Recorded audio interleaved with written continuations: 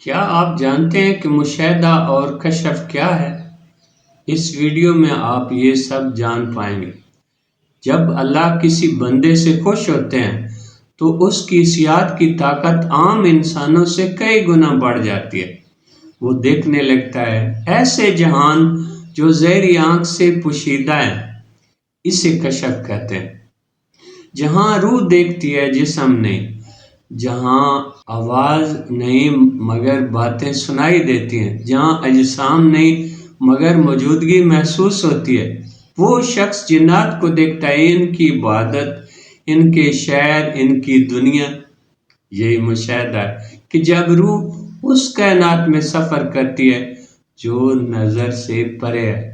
ہر انسان میں اللہ تعالیٰ نے یہ مشینری فٹ کیا ہے کہ وہ اللہ کے حکم اور اس کی اجازت سے اس مشینری کو چالو کر سکتا ہے، اور اس کی بدولت وہ اربوں خربوں دنیایں اور اس میں بسنے والی مخلوقات کو دیکھ سکتا ہے۔ وہ ظاہری آنکھ سے 10 گنا زیادہ شفاف دیکھ سکتا ہے۔ حدیث قدسی میں ارشاد ہوتا ہے، میں ایک چھپا ہوا خزانہ تھا، میں نے چاہ کہ پہچانا جاؤں تو میں نے مخلوق کو پیدا کیا۔